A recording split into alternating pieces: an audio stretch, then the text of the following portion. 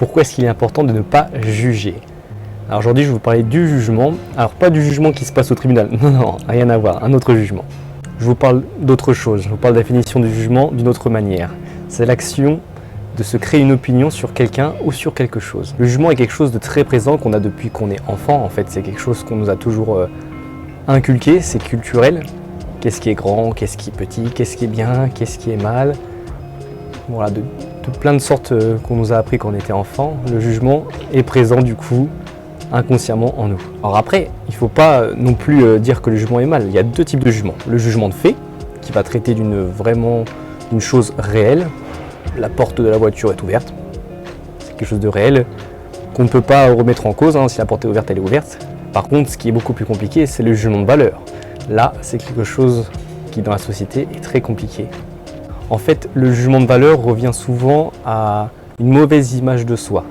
Dans le sens où souvent, on va juger quelqu'un par rapport à des choses qu'il va faire, que nous, on n'a pas réussi à faire, ou dont on a peur aussi d'essayer de faire.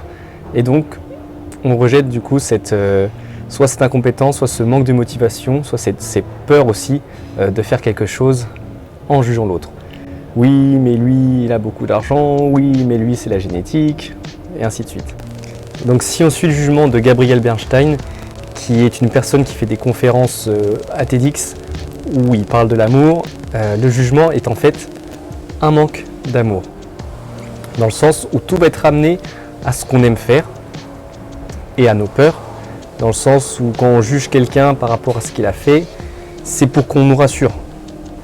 Quand on va dire oui, mais cette personne-là, elle a une plus belle voiture que moi, cette personne-là, elle a été pistonnée, on a envie de lui dire mais non, regarde toi, voilà ce que tu as fait, voilà ce que tu as accompli. En fait, c'est un appel un peu à être rassuré à ce qu'on nous aime et à ce qu'on nous considère. Donc c'est ça qui est un peu piégeux avec le jugement, c'est que des fois on ne s'en rend pas compte.